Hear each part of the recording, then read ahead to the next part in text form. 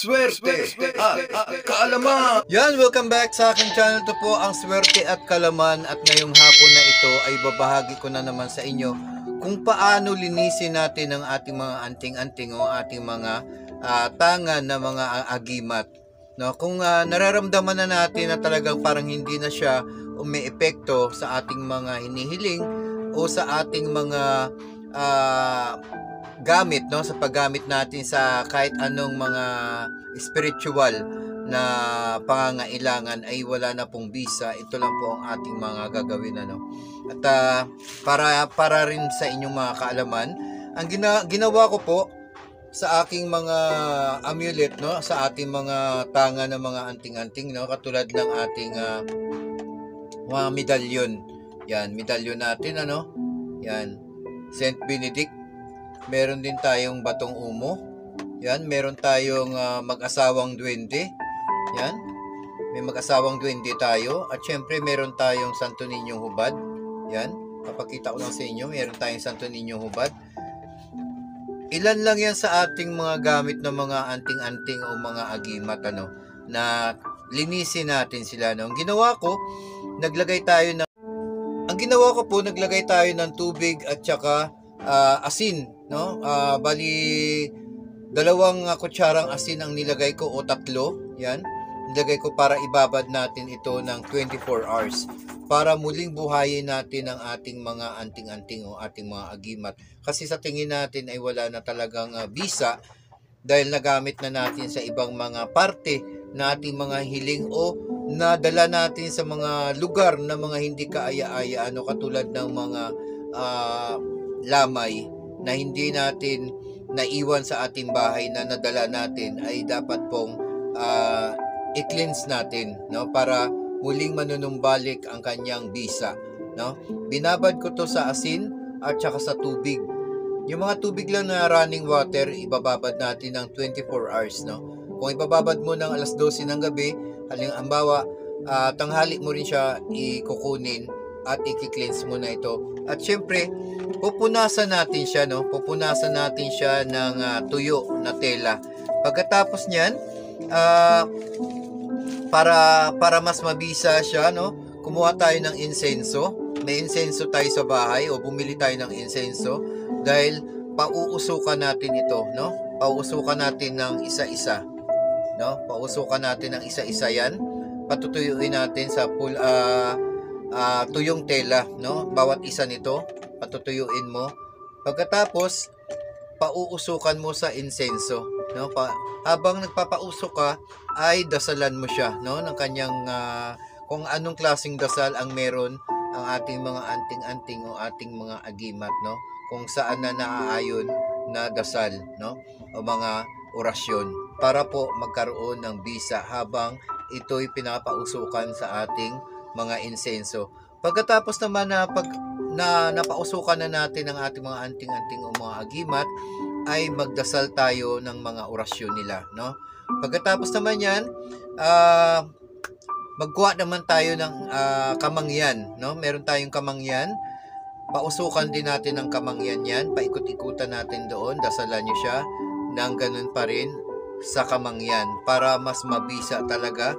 At wag na wag mo siyang gagamitin sa mga bagay, sa mga lugar, no, na hindi naman kaaya-aya, no, katulad ng pagpunta natin sa mga motel kung saan ay may ginagawang mga kakaiba doon, o dalhin natin sa mga spa. Bawal din po yan, kasi pag dinala po natin ito sa mga makamundong lugar, no, ay bawal po siya, no?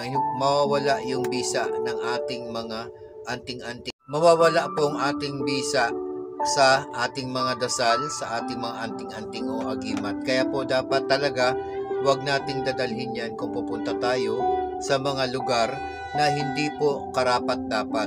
Kasi nga, lahat ng mga dinasal natin dito para sa ating mga anting-anting, no, ay hindi po siya gagana sa ating mga hinihiling, sa ating mga pampaswerte. Lahat ng mga bagay na dinadasalan natin, mga anting-anting, mga agimat, ay hindi po siya gagana kung ito'y dadalhin natin sa mga lugar na hindi po karapat-dapat. Kaya kung kailangan makikipaglamay kayo, iiwan nyo na lang po sa inyong mga bahay, no? Ilagay nyo sa pouch at ilagay nyo sa mga hindi magagalaw ng mga bata at bawal po ito hawakan ng ibang tao. Yun lang pong aking masasabi kasi kung pahawakan mo yan sa ibang tao, mawawalan po siya ng bisa. Hihigupin po yung mga negative energy ng ibang tao sa inyong mga anting-anting o agimat, katulad ng inyong mga mag-asawang duwende. Yan, sa inyong mga mag-asawang duwende, wag nyo pong ipapahawak sa iba yan, o sa inyong medalyon, no? Saint Benedict, meron tayo niyan, at meron tayong Santo Niñong Hubad, yan, no? Santo Niñong Hubad, meron din tayong Batong Umo, at meron pa tayong ibang mga agimat at anting-anting na kailangan natin i-cleanse din yan kasi nga nauubusan din yan ng mga dasal pag once na nakakahigop ng mga bad energies, no? Wag nyo pong ipagmamayabang ang inyong mga gamit na tangan kasi nga hindi po siya pinagmamayabang, hindi po siya kailangan na ipakita. Kailangan po may sarili kayong pagtatago ng inyong mga agimat o anting-anting para hindi po siya magalaw ng ibang tao. Bawal na bawal po siya ipahawak, no? Sa mga may mga gamit po niyan, kailangan po lagi nyo pong dasalan, no? Kung saan naaayon ng kanyang orasyon, doon nyo po gagamitin sa isang anting-anting o sa isang agimat kasi po napakahalaga na meron po kayong mga dasal sa inyong mga tangan. Pag wala po niyan, kung meron man kayo niyan, ay hindi po siya gagana. Hindi po gagana yan. Kailangan talaga, kung meron ka niyan, iingatan mo at wag na wag mong ipapakita sa ibang tao o wag mong ipapahawak. No, hindi po siya kailangan na ipagmamayabang. At wag na wag mo pong gagamitin sa mga bagay na hindi po karapat-dapat. Hindi po siya ginagamit sa mga masasamang gawain, no? Sa paghihigante ay hindi po siya. Ginagamit lang po siya sa protection, no? Halimbawa merong nasasaniban, pwede mo siyang magamit para po makatulong ka sa ibang tao. At kung meron ka namang hinihiling pampaswerte, pwede rin po siyang gamitin. At depende po sa mga anting-anting na inyong mga gamit o mga pampaswerte na mga agimat o anting-anting, no? Kasi nga hindi naman lahat ng mga anting-anting ay sumasang-ayon doon sa iyong paggagamitan. Nakadepende po sa itsura ng inyong mga anting-anting kung saan po siya nababagay lang, no? Kailangan iingatan nyo to at wag na wag mong ipagmamayabang. Yan ang pong sinasabi ko dahil po manghihina din ang inyong mga anting-anting kung kailangan yung ipagmamayabang o inyong ipinapahawak sa iba. Nanghihina po yan at mawawala pa ng silbi o mawawala ng gana ang inyong anting-anting na magkaroon pa ng mga bagay na inyong hinihiling. Hindi po siya gagana, no? Kailangan po kayo mismo ang mag-iingat sa inyong mga anting-anting at inyong mga agimat, no?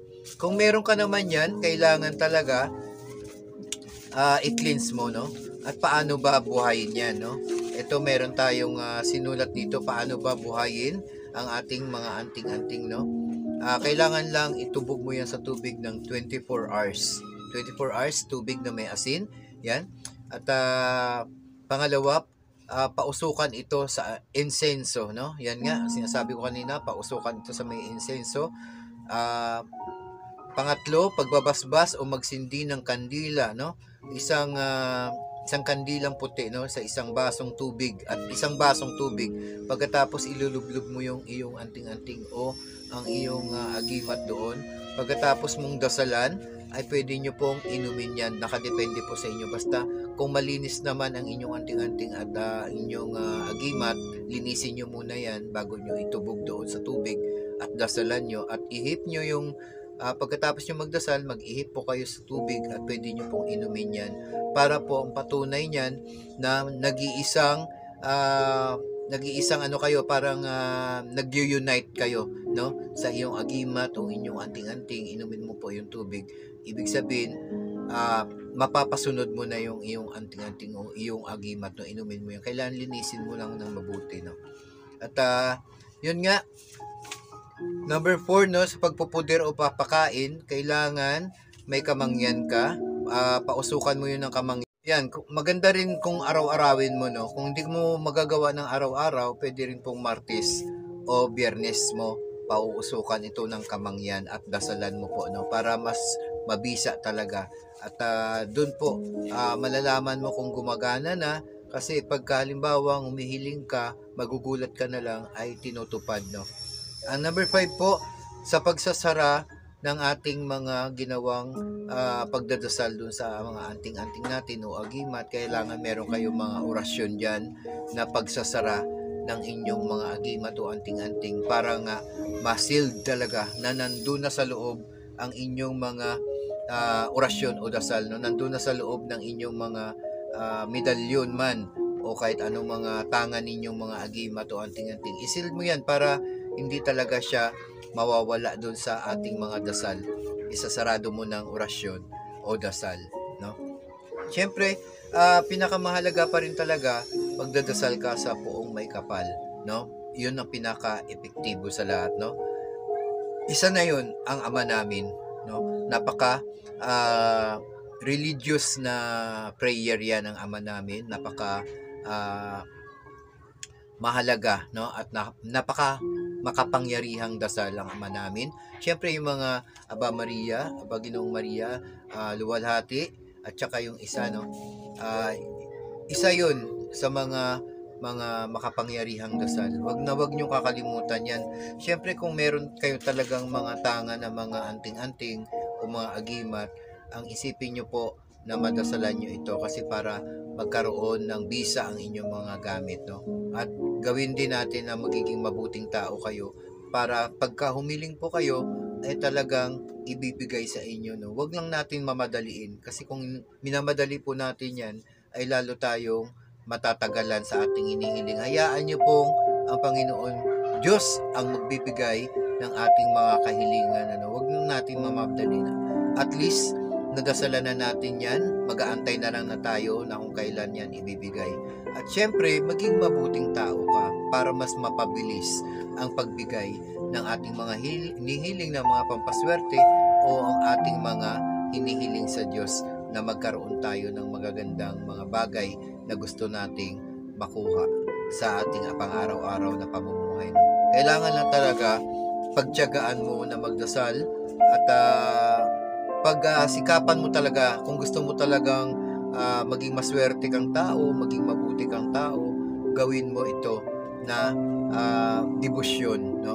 Kung meron kang mga anting-anting o agimat, bawal na bawal gumawa ng mga masasama laban sa ating mga kapwa dahil alam natin na hindi po ito bibisa pag ito ay ating ginawa na masama sa ating mga kapwa, no? At ang mga anting-anting natin na yan at agimat ay may mga karma po yan kung gagawa po tayo ng mga masasama. Sa atin din po manunumbalik kung meron tayong gagawin sa ating mga kapwa na hindi maganda.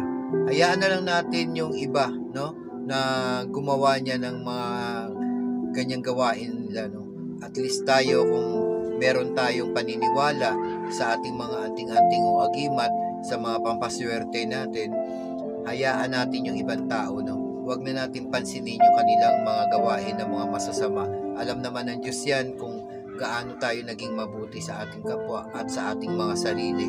Maging honest lang po tayo kung gumagawa po tayo ng mga ganitong klaseng mga pamamaraan sa ating mga pang-araw-araw na gawain. Kaya po kung ako sa inyo, maging ano lang tayo, no? Maging honest sa lahat ng mga ginagawa natin kasi ito lang yung pamamaraan natin kung halimbawa ay tayo ay nalulugmok na sa kahirapan, wala naman tayong ibang pamamaraan. Mag-isip tayo ng mga bagay na nakakatulong sa ating pang-araw-araw na pamumuhay, no? Gumawa tayo ng mga bagay, maghanap buhay tayo, maghanap tayo ng trabaho, no? At syempre, gawin natin ito, no? Huwag tayo magpapadistract. Katulad niya, may mga distraction, may mga nagtuturotot na, no? Wala pang New Year. Huwag tayo magpapadistract yan. Kasi nga, mga bagay na yan ay mga instrumento lang yan. Pag na-distract ka dyan, ay masisira na ang iyong konsentrasyon.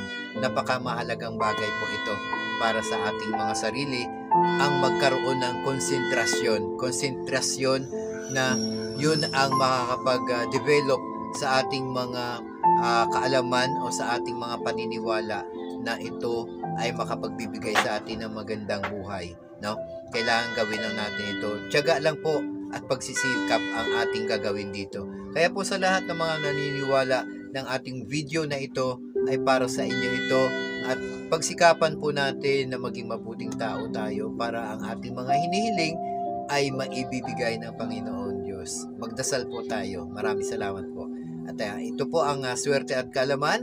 Please po mag-like at mag-subscribe sa ating channel. Huwag niyo kalimutan ang ating mga agimat at anting-anting ay ang mga bagay na pinaniniwalaan natin makapagbibigay ng ating mga hinihiling.